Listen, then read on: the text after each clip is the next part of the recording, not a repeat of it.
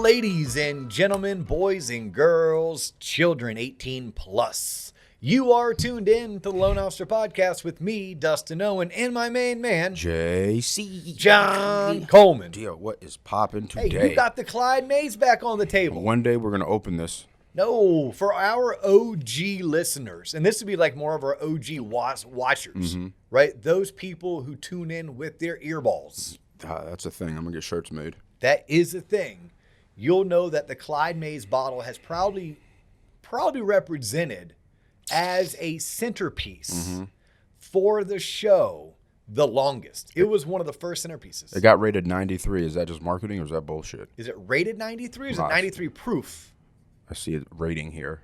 I have no like idea. Wine? Wine? It was given to me by a gentleman that I met at an MBA event a few years ago. Yeah, and I've heard from my whiskey connoisseurs, it's a decent whiskey, but not a great whiskey. Trash. But hey, nonetheless, it Thank gets you. you drunk, John, and that's all. That's yeah. That's your favorite alcohol. Yep, whatever works, kind of. I don't know, but for real talk, I had white wine the other day for the first time, like in a long time, like the Brut stuff, and it gives you a different buzz, a more aggressive buzz. Is Brut white wine or champagne?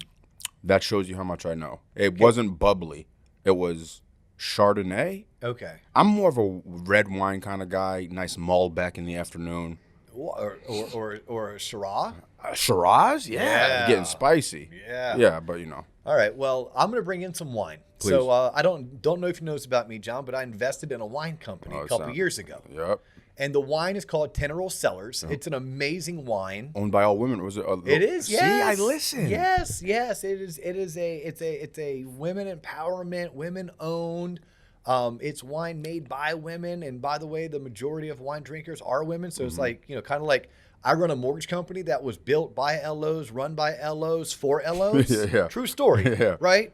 That's my other job outside of the podcast. Yeah. And this wine company was built by women, run by women, made Get for a couple women. cases. What are you talking about? We'd love to display them here. Yes, as a we part totally owner. will. Well, and there's some themed ones that they're collector's items. I have a Ruth Bader Ginsburg themed bottle. What? Yeah, you're not touching Can't that pop one. that one open. Not bringing it in. But no, it is actually great wine. It is a California wine. It is phenomenal. So y'all should check it out because you can become subscribers to the wine. Oh, okay. Yeah, it's like one of those you sign up and order it online. Tenero Cellars. You'll notice the butterfly or dragonfly. Dragonfly is their The logo. the logo on the label. Nice. Yep. So yeah, speaking of other subscribers, TLOP Online, baby. Yeah, let's go. Let's go, man. I love it. We are eclipsing 2,000 members of the TLOP community. For real? Well, there's more than 2,000 members of TLOP. Yeah, but if you're a listener, you're a TLOPer. Yeah. But if you're a true hardcore TLOPer, you're a member of the website. then you're a member of the website. If you're a true hardcore TLOPer, you sent me a message via IG calling out John Coleman because he actually posted the wrong link for something we posted for LLPAs. Good. They did? Yes. I didn't know nobody clicked on that shit. John, when I emailed you a couple of days ago, I'm like, hey, JC, will you please go into I thought sales tools? someone found that? Yes, a TLOPer, hardcore. Wow, shout out to the TLOP. Yeah, because they subscribe to the website, which, by the way, it's free to join. We have a ton of free content, and then we have some exclusive premium content that we will charge you a whopping $25. I like less than $1 a day. I like you saying no, less than $1 a day. We're not sending quarters to people in other countries. Less we're than not $1 a day. No. You can feed starving children. No, we're not doing that. For less than $4 Starbucks a week. For less than $4 Starbucks a week, you get our premium content. Yeah. Yeah, but that's growing. I feel great that someone actually proofread that work. That they found it. Yeah, please do. In yeah, fact, please. We need y'all to become premium members. So you can find if there's more errors on the website. Yes. They're not. And truth be told, to our TLOPers, JC, if you saw how hard he's working behind the scenes, we actually have some professionals looking at our website, giving us some advice and some feedback. We're about this 2.0. Website 2.0 is coming soon. 2.0, and I already know where I want it to go, right? Because we have the online community and the forum, and we do the calls and the newsletters, and we have the links to the trade organizations, and heck, we even have something on there about coaching, although we don't really have our own full-blown Not yet. coaching program. Is it important to have a coach, though? Yes. I think at every point in someone's life, you need outside counsel. You need someone to step into your world and give you a piece of their experiences, maybe to hold you accountable, maybe to open up your mindset because you think too narrow. But yes, I think to a certain point, everyone needs a coach. When was the first time you were coached? Both personally and professionally. I mean, honestly, I started with my father. Okay. My father was a coach in the household. I mean, he said and did things that a good coach would do. He kept me on the straight and narrow. He showed me lots of love. He kicked my ass when I needed it. He forced me to do things that I wasn't comfortable doing. I was grateful afterwards, maybe years or decades later, right? And then I had coaches in sports, right? In sports, I had coaches. And by the way, my father was also one of my coaches growing up. But then based on how he coached me when I was with other coaches, because my father coaching me at sports had a cap. And then in order for me to get better, he understood he had to go outside. So he would hire me a pitching coach or a hitting coach because his coaching skill set was only so much. And then I would go, let's play for the varsity team. They have a varsity coach. And so I've always had coaches. Business coach, the first business coach I had would have been like a manager, right? I had this manager, Tim Devaney, taught me a lot about sales. He taught me everything what not to do as a manager, but he taught me a lot of things to do when it comes to prospecting and sales. Learned a lot, both sides of the coin, right? I wanted to be a different type of manager than he was, but I wanted to be as good of a salesperson as he was. So I had that, and then I hired my first coach when I was probably 26. Damn. Yeah, Tom Ward, if anyone knows Tom Ward out there, and Kai McBride was another coach of mine. And then I started attending various conferences, right? So I'd go to a conference, and that I had a coach for a day or two because I was there taking notes. So, and then I'd read books, and those books very much could have been a coach if I went in there with the right mentality. So yes, throughout and then right now, we talk about this all the time, but in my personal life, I've had coaches, right? Like what would that be? Well, it could have been sitting out with a counselor, whether it was a life coach or whether it was an actual mental health counselor. And that person was helping me either become better in my relationships or better with my demons. But I just joined the Central Florida Tri Club because I realized I can do a half Ironman on my own. I don't need anyone's help. Nope, I did it by myself. There's YouTube. There's books. Yes. Yeah. And I did. But I want to do it more. And I want to do it better. And I want to do it with people that are like me, who are into things that I'm into, who speak my language. And by joining the club, I am a part of a coaching group. There's 12 to 20 of us who get together every single day to exercise together. There's one or two coaches there who are giving us some feedback, some words of encouragement. And then we're talking amongst the group. So even in my personal life right now, I have some form of a coach.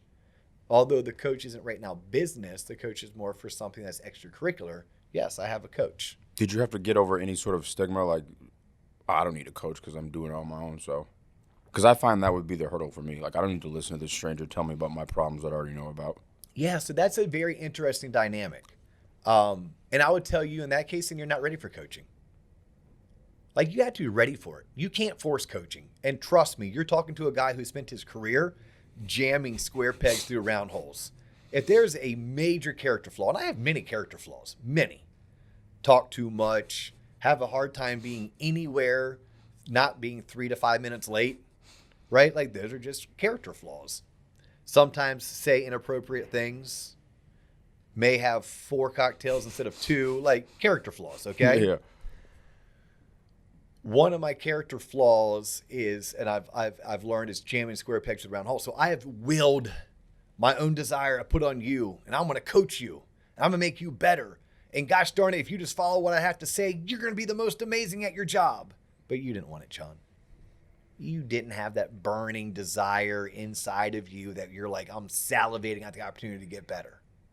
So if that's not you, then don't sign up. So when you say, like, if you had that feeling, that burning desire, is that when you your body's telling you you're ready for a coach? Yes, you'll know when you're ready.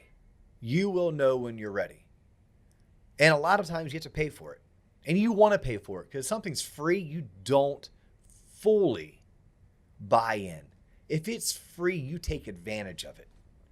I mean, we saw that with our very first TLOP live event. Our very first TLOP live event, it's free. Our sponsors put this thing on. We drove over to Tampa. We had 50 plus people RSVP and maybe 30 showed up. At least 20 people said they were going to come. 20 people said they were going to come, and they prevented another 20 from coming because we had limited seating. Yeah, but because it was free. Like, I'm going to see how this next one in Orlando goes. That's going to be on March 2nd. And we may have to start charging $5 or $10, even if that money goes to charity, just as a way to get buy-in. If there's skin in the game, like we learned that in the mortgage industry. If home buyers have skin in the game, they're less likely to foreclose or default than someone who has no skin in the game because maybe mom and dad gave them the gift for down payment, or maybe they got down payment assistance. Mm-hmm. So with coaching, I have found when it's free, look, any coaching is better than no coaching. Mm-hmm. Period in a story. I should say good, right? Any good, I guess it's bad coaching, maybe. I mean, any good coaching, even if it's free, like even if you're only halfway checked in, it's better than not being coached at all. Mm-hmm. But I think it starts with your question. Now, you got to want it. And there's been many times in my life I wasn't ready for coaching. It wasn't that I couldn't afford it. It was just if I spent the money, was I going to be a good student? Was I going to be a good player? Was I signed? Because you're signing up to do things that you wouldn't otherwise do it yourself. That's what you're signing up for. You're also, a lot of times with coaching, you're signing up to be part of a community. And people might not be able to conceptualize or put a tangible dollar value on that community. But once you get in, you're like, oh yeah, that's the community. Mm-hmm. Like, here's something, because you and I do dabble with coaching, right? We do. I have a couple private clients that I do one-on-one. Mm-hmm. I have a couple groups that we do. Mm-hmm. I've done some pro bono work back in the day for our veterans in the military who were transitioning from the public servant life to the private life, and they were going from military careers to mortgage careers. And we right now, like the group I'm thinking about right now, like shout out to David, shout out to Ben, shout out to Nicole, and shout out to Amanda. Right, literally, like we have Miami, Florida, we have Virginia, we have Boston, and we have Alaska. Right, and even shout out to Chris in California, although Chris had to make a business decision saying, hey, he, for whatever reason, timing wasn't right, so he had to leave the group. Yeah. But at one point, we had those 5. Now we're down to 4, and that's okay. But here's what I love about those 4. Yes, our calls are great. Yes, that all 4 of them are phenomenal students.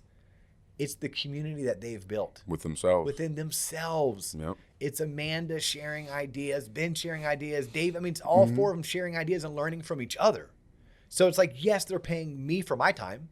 They're paying me for my expertise, and they're paying me for my ideas and for me to hold them accountable and for me to assign them homework. Mm-hmm. And these 4 are such nerds in a good way. Yeah. They get mad when I don't give them homework. Yeah, what? There's no homework this week? Yeah, what we do? We need some homework. What do we do? Well, I thought, I'll give you some damn homework. Yeah, I was like, hey, go back and do week 3 all over again. Check back with me in 3 more weeks. You know? Yeah. Because it's like, wow. They're into it. All 4 of them want this. Right. So, and then because they're paying a little bit of money, then there's something there. And some of them, it's a lot of money. Right. But they invested in themselves. And we talked about that on a previous episode. Like, the best ROI is that you make in yourself. Mm-hmm. But your ROI might not have to be, hey, I'm going to jump in and spend $595 a month on coaching, or $1195 a month on coaching, or $2,900 a month on coaching. It may be, hey, you know what? I'm going to spend $1,500 for a flight, hotel, and go to this conference. Because this conference is going to do the same thing. I'm going to be a part of a community who they all speak my language, who are all here because they're in growth mode. Listen to a handful of speakers, be a part of a couple of breakouts. Mm-hmm. Because to me, that wasn't $1,500 or $2,500. It's one loan. It's just one loan. There's ROI there. And maybe there's something about getting away from your house, maybe staying in a hotel room for some young parents, it may be the first full night's sleep they've had, Yeah. right? Like I've traveled enough, people like, oh, what are you going to do tonight? Bunch of going to Nothing. dinner. I'm Like, staying in the hotel room because I don't have my children with me. yes, like literally, Yeah. I'm getting room service. I'm getting a small bottle of wine, and I'm taking a 2-hour bath. I don't care how dirty and disgusting that bathtub is. Yeah. I'm not going to have a puppy, a dog, a husband, a wife, or a kid barge in on me, right? Yeah. But it's like you're paying for more than just that. But that to me is a little bit of coaching. Even reading good books, like reading books is coaching, right? Shameless plug, but joining TLOP online. That $25 a month may be all you can afford. But if that $25 a month is bringing you $100 of value, that's a great use of your money. I wish I could get 4 to 1. Right. Tuning into this, I know for a lot of our listeners, this is branch manager in a box for them. That's what it is. They get to tune in twice a week, every single week, and hear topics or conversations that they should be hearing in branch meetings. Maybe they are. Maybe they're not. Maybe they are, and I'm just the cool uncle, and you're the cool uncle who used to come in and Sure, you present. can stay up late. I have a good question for you. How do you know if you're being coached by the wrong person? Do you want to be them? That's an awesome question to ask yourself. Do I want to be them? Not them as a person, because I'm not that type of person who has this like crazy moral compass that I am, firm in my convictions.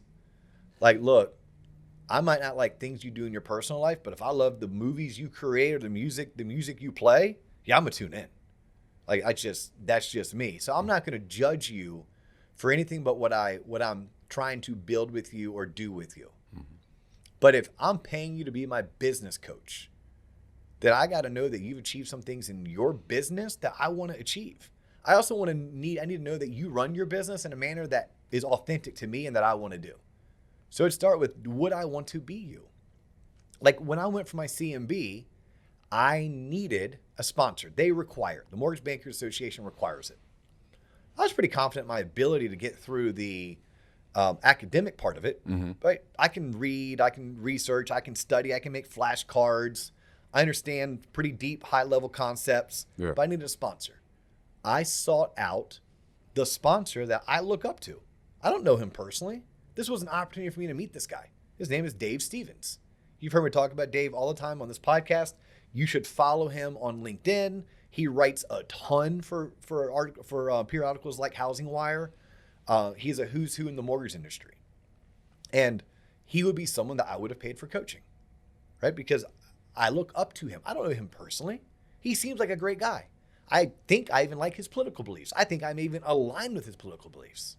But I didn't need him to be like the best husband and the best father because I wasn't paying him or I wouldn't be paying him to teach me how to be the best husband and father. I would hope he was because I really want to surround myself with people that I really want to be like. I want to be a great husband and father, but I cared more about what type of mortgage banker was he. So I think, yes, there could be a bad coach, and you answer that. Has this coach done and accomplished what I want to do and accomplish? If the answer is no, you have to ask yourself, what am I paying for? Do you not mind like abrasive coaches or like their coaching approach or how they push their students? Are you less worried with that? Do you, homie? Do you? Some people love it. Some people crave it. Some people just desire it, right? I dare you. Call me weak. Call me a wuss. Tell me I can't. Oh, John, you're going to see a side of me you've never seen. Mm-hmm. And there are some coaches. I remember the day that it was my high school baseball coach who had known me since 8th grade because I started playing on the varsity team in 8th grade, the summer of my 8th grade. But he never knew me as a football player. And my sophomore year, I was a tweener. I was in between varsity and JV. And it was either play JV but be a bench warmer or start on varsity or JV, but be a bench warmer on varsity. Yep. So it was like, hey, we're going to start you on JV. We'll bring you up halfway through the season. So my sophomore year, that's what happened. I started on JV. I got moved up. So because of that, it was my varsity baseball coach moonlighted as the JV head football coach. Because truth be told, he actually played linebacker at the University of Florida. He didn't really like football, loved baseball. But football was his only way to go to college and get it paid for. Because there's no such thing as a full ride in baseball. There's a full ride in football. So he, in his words, had to play football to afford the University of Florida. But baseball was always his passion. That's why he coached it, won state championships, etc. But he learned something about me on the football field. He called me out one day. Basically called me weak. Called out my manhood. Wanted to know what was wrong with me.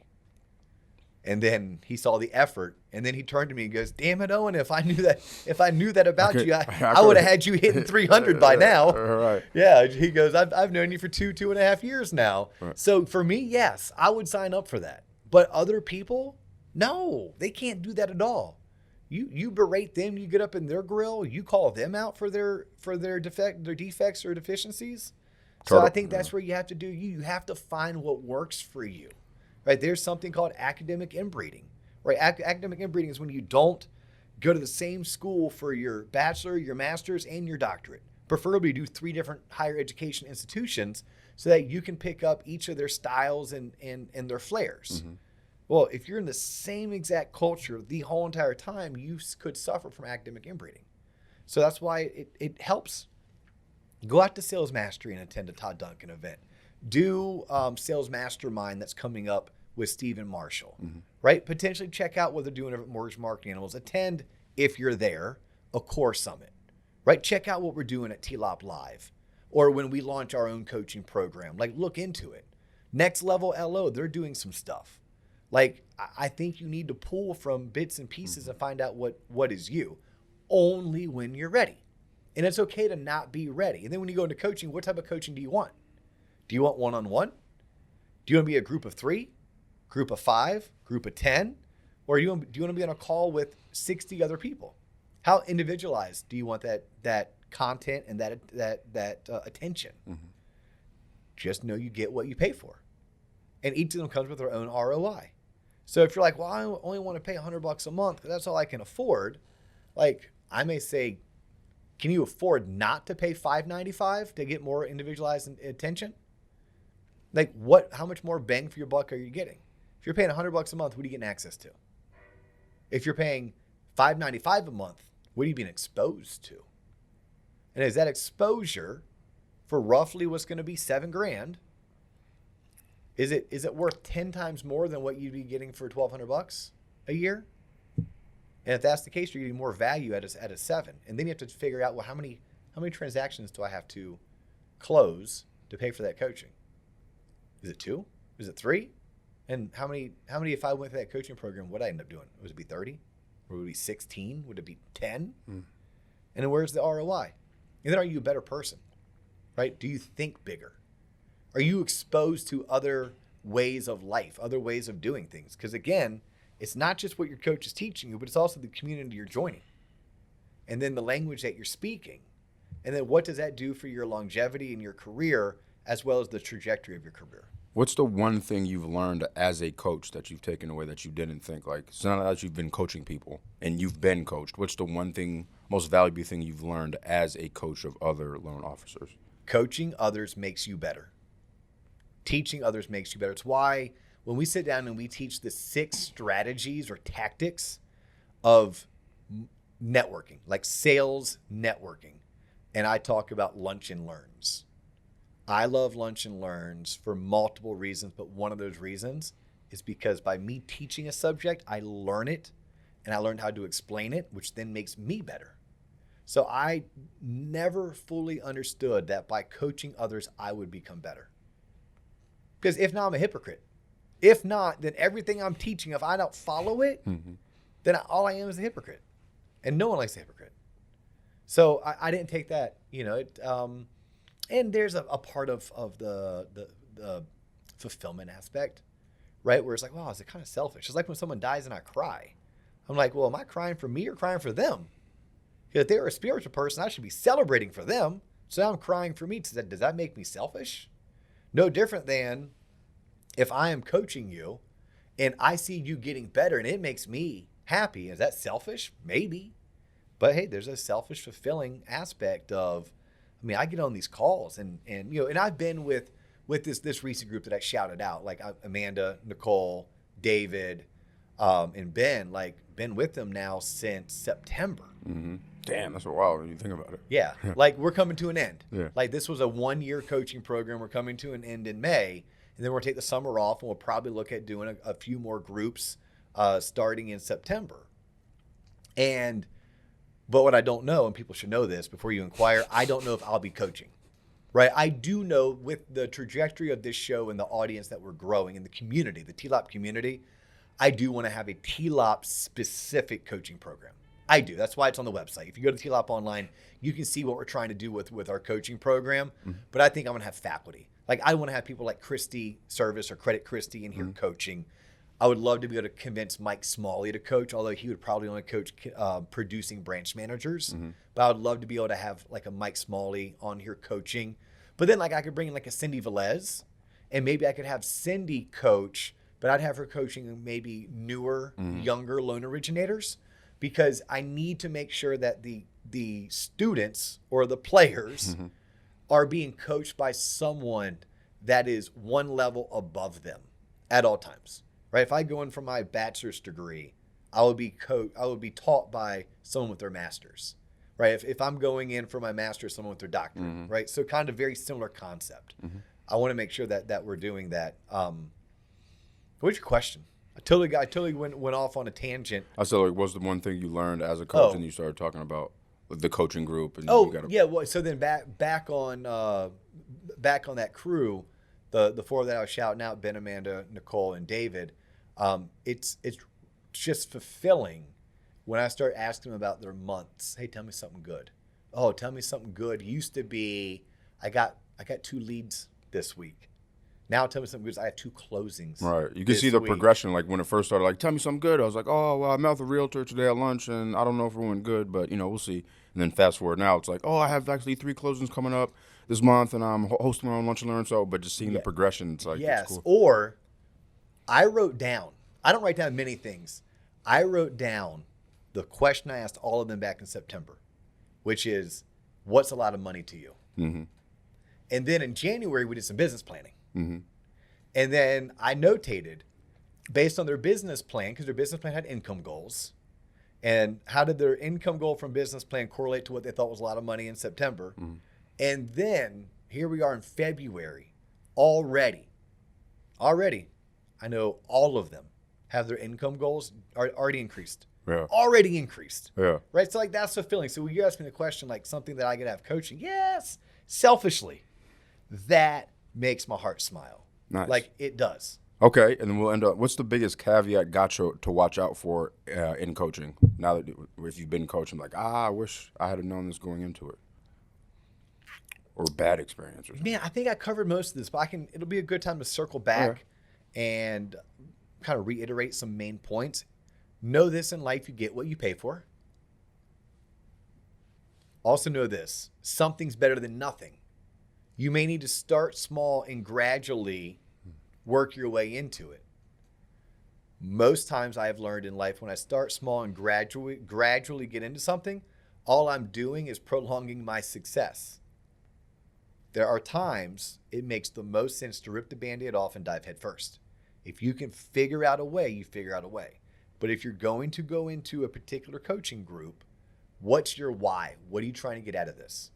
And then how pliable are you going to be? Are you moldable? Are you coachable? We'll start there. Are you coachable? Because if you're not coachable and you're not likable, it may be very difficult for a coach to actually bring you value. It's a great way for you to waste some money, and that coach is going to collect your money. But the gotchas is, are they who you want to be? Have they succeeded at doing things that you want to succeed at doing? If they don't and they haven't, I don't know if they're the best for you. Right now, I'm not saying that I couldn't learn something from an outside source, meaning non-mortgage related. But I could also tell you I'm at a point where I'm more of an executive, I'm more of an entrepreneur, I'm more of a business owner than I am a loan officer. So I had to rise the ranks of a loan officer. Then I started becoming a manager, specifically to mortgage. Then I started becoming a leader, specifically to mortgage. And I think I'm at a point now where I would like to think of myself as a business operator, leader, manager of business. Mortgage happens to be one of them. I 100% can go hire a business coach that can teach me how to become a better executive, how to think of how to be a better business operator. I couldn't have done that 10 years ago. 10 years ago, I needed a really good mortgage coach. 5 years ago, I needed a really good producing branch manager coach. Mm-hmm. So I think when someone's considering coaching, you first have to ask, are you ready? Are you ready to pour yourself into it? And then ask these questions. Is this coach going to hold me accountable? Is this coach going to assign me homework assignments? Are they going to tell me what to do and also show me how to do it? Right? What do I do, but then how do I do it? Like, I think you have to have clear expectations up front. What are you going to receive? And you have to trust the process. And then you have to be comfortable. We talked about this on a previous episode. Be comfortable with worst case. What's worst case scenario? How much money are you going to be out? $4,000, $5,000, $8,000, $10,000, $30,000?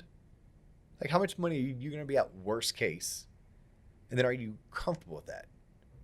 Because you'll learn something. Yeah. You just don't know what that lesson is right now. You'll learn something, so you get something for that money. But if you're comfortable with it, and then are you going to miss that money in 20 years? But did that money help you become better? And even if better was, wow, learn a valuable lesson. Don't do that again. Cool. Now you won't do that again. Yeah. Yes. But I think it is important that you respect the person, you look up to them, that they have accomplished things that you want to accomplish. That means you want to be more like them. And I think it's important that you know what your boundaries are, where they're going to push you, how they're going to hold you accountable. It'd be great if you could have other students of theirs that you could talk to, figure out what are the results, where were you when you started with coaching, where are you now, right? Ask for references, and also run your ROI. And then I think you have to be realistic with what you expect. Like, I had a young lady ask me, I'd love to hire you as a coach. I wanted to say, you can't afford me. Like, I didn't want to make that assumption because I don't know what type of coin she has sitting in her bank account. I'd feel a little bit awkward taking her money because I don't think she was ready for me just yet. Right? A lot of times you just need a really good manager. Go work for a really good manager. Get through your first 2 years if you're a rookie or you're brand new at the business. And then once you have some stability, some traction, you've shown that you have a little bit of what it is and what it takes, and you're working towards becoming ultimately successful, then you hire a coach. But in the interim, there's a certain amount that you should be able to get from just your surrounding resources. But when this young lady said something to me about, I need to have you as a coach, I'm like, all right, cool. So my hourly rate is $500 an hour. How often do you want to meet? 2 hours a month? It's $1,000. 20 minutes today, that's it. Yeah. Yeah. And then it's like, am I going to bring you $1,000 of value?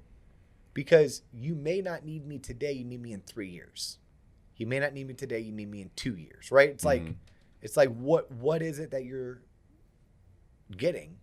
What are you paying for? Are you ready? There's a lot that goes into it. But ultimately, I think the answer is at some point in your life and some point in your career, yes, you do need the help of someone who is outside of your inner circle, who has accomplished things that you want to accomplish, and that's willing to share with you what works, share with you the patterns, and also call you out in your bullshit. There you go. Yeah. How's that for an episode, John Coleman? That's great. I haven't been coached since JV. We call them swing cats when you played JV in varsity. Oh, swing cats? Yeah, because it was Wildcats were the name of the team. Okay. Were you a swing cat? Yeah, I was senior year. Whoa, nuh-uh. Yeah. Oh, man, John. You know why? Because I was uncoachable at the time. At the time? Yeah, still am. Yeah, I was going to say, at the time? Yeah, still am. You're pushing 40 years old, homie. One of these days. One day not. One of these days. Hey, look, his name is John Coleman. My name is Dustin Owen. That's all the time we have for you today. Please be checking us out. YouTube, Spotify, Apple, 5-star reviews. Share us with a friend. Check out the website. Continue tuning in so we can keep producing shows like this. And be on the lookout because we might end up in a city in your town or something. There we go. Be on the lookout for TLOP Live coming soon to a town near you. There you go. That's all the time we have for you today, but we will catch you on the next episode. Peace. Bye.